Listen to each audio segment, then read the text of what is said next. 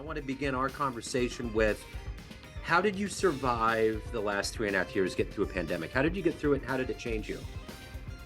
It was that's a good conversation because when my husband retired in 2017, and like a lot of service members, he took off the uniform and he put on a suit and he continued to do what he does in a different capacity for the government as a contractor or civil service. Um, and my husband is intelligence. He's intelligence analyst. So his job, his work, his skill set requires him to either be on the East Coast in DC, the Pentagon, Langley, Virginia, all of these places, or overseas where the fight is.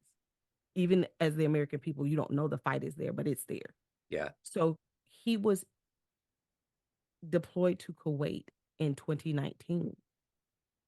And it was like August, September of 2019 that he went, and it was supposed to be for 1 year. Yeah. So he went there. Um, I travel a lot as well. So we decided, hey, I'm going to come to Kuwait because the Middle East is not as bad as what our media makes it out to be. I know a lot of people don't want to hear that. Good God fearing people on both sides of the spectrum, Republican or Democrat, they don't want to hear that, but it's the truth. Um, so I went to Kuwait to hang out with him and to have some Musa time. We're empty nesters, so we're learning to enjoy each other without our children Yeah. because the youngest was in university. So we get there, but before I get there, I'm in England for the whole month of November through mid-December, and I started noticing, like, what is this COVID stuff? What are they talking about? Because what they saw on the news was different than what we saw on the news. I hadn't heard of COVID before then, and maybe it was my own fault that I hadn't heard of COVID, but I hadn't heard of COVID on the level of concern that it was being talked about in November and December on BBC. Yeah. So I left there, came back home because it was cheaper to fly from Houston than to fly from Heathrow. So I left, came back home, flew out of Houston and went back to the Middle East. And so there, you have news on a more international spectrum. I'm there all of January, coming into February, because my husband was supposed to come home on what we call leave in March, and we were just going to come back together. And COVID amped up more and more. So he said, babe, this sounds serious. I need to get you back home. So I left to come back home. He was supposed to follow me in 2 weeks. He got stuck Wow. from 2019 until 2021 in Kuwait. And because of the way things are structured, what most people don't realize, government contractors are also a part of government budget. They get paid by the government. And so a lot of contractors, because of different things that were happening, the companies stopped paying the salary, but they were still paying the rent, the lights, the different things like that. But they were not paying people a salary. But you could not get out of the country because your level of importance and priority as a contractor versus a civil servant versus a active duty service member were different. So they had extended waits for their embassy flights to get out of the country, to get back home, to maybe try to see what could happen to save their families. And it was interesting. Praise God, my husband's company could still pay him, but my husband was barricaded in his house, military Constantine wire, because other countries took quarantine way more seriously than we did. Yeah. So they were quarantined into their buildings. They could only come outside for certain amounts of time. And though he's American, he was subject to Kuwaiti government, not American government. He couldn't even get on the American base. The Americans wouldn't let him, even though that's where he worked. That's It was, crazy. yeah, That- it was, That's the crazy. pandemic was a little different for us. Yeah. Yeah. So let let me ask you this. Let me get to the heart and soul of what you do for a living. I'm going to put you in front of a bunch of third graders. It's career day. One of the kids says, "Hey, what do you do for a living?" How do you answer that I talk a child? lot. Yeah, I talk a lot for a living. I So, would tell that child that I'm kind of like your teacher. I yeah, help people. And the way that I help people is teaching them, standing in front of the classroom and teaching them yeah. different things. Yeah. So what did you want to be in the third grade? I don't even remember Okay. what that, if I could. Um, my biggest memory of what I wanted to be, I don't know if it was, probably wasn't in the third grade. It came as a teenager. Um, I wanted to be a lawyer like Claire Huxtable. Yeah. Yeah. Like, who could I emulate? Who could I role model at the time? I want to be a lawyer like Claire Huxtable, and I want to have amazing fun in college, like I saw the people on A Different World. Yeah. And then I want to roommate with my friends. And we had like a plan. Like we want to roommate together because living single was so much fun. Those friends had so much fun. And Mhm. so my girlfriends at that time was like, yep, that's what we're gonna do. Yeah. Needless to say, life didn't always agree with us, and it did not happen that way. But that's Yeah. that's what I wanted. We certainly got some glorified images from TV for sure, We did. so. And the realities rolled in, and it was way different. Yeah, that's it. That's what's growing up. Growing up, that's the way it is. So let me ask you this. Let's go back to where you were born and raised. Talk to me a little bit about how these seeds got into you to get into the military, to help people, and to become who you are today.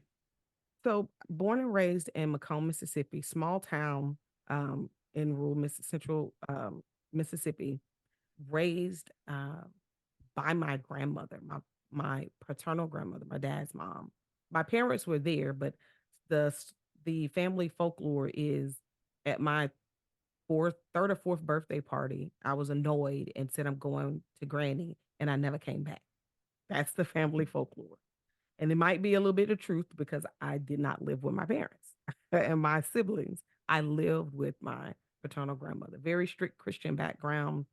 Don't have any horror stories there as an adult. You would ask me this as the 18, 19, 20, 21 year old. I was like, oh, it's the worst thing in the world. But now it's like, you know what? Now, mama, I owe you a lot of apologies.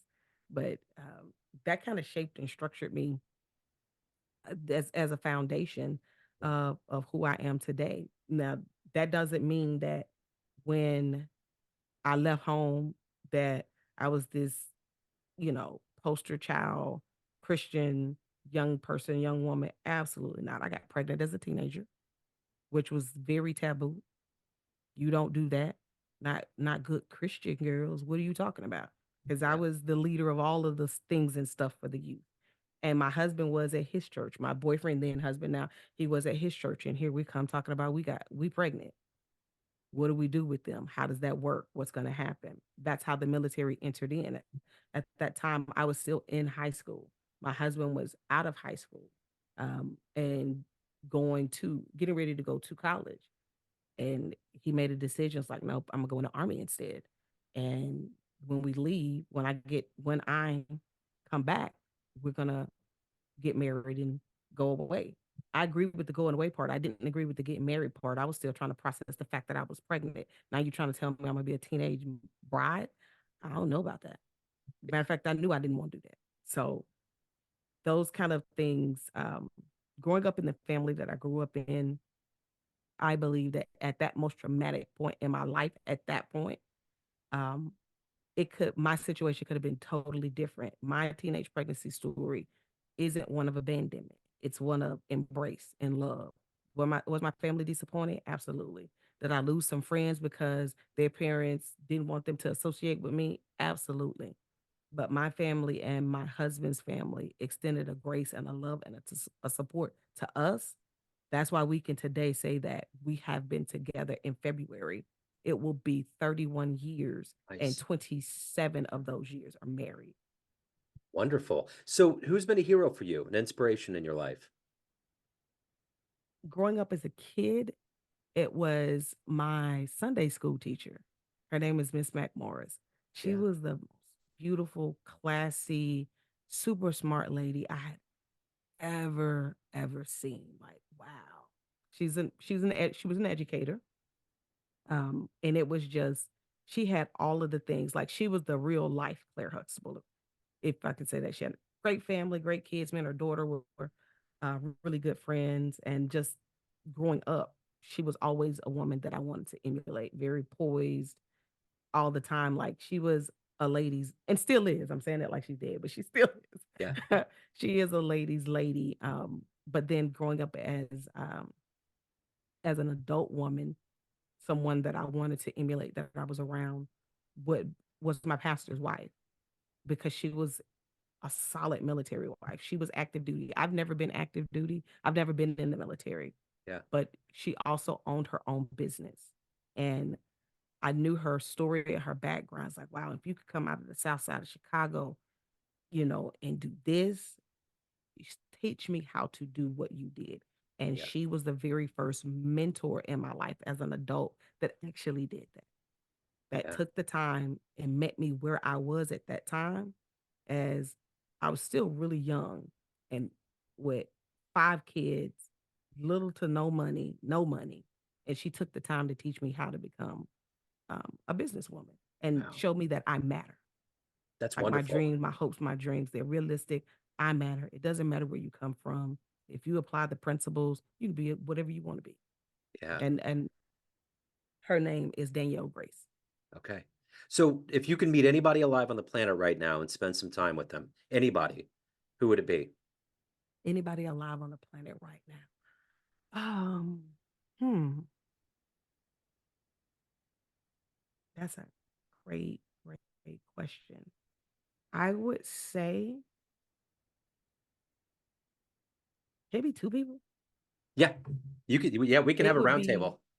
yeah, it would be Dr. Tony Evans and his daughter Priscilla Schreier.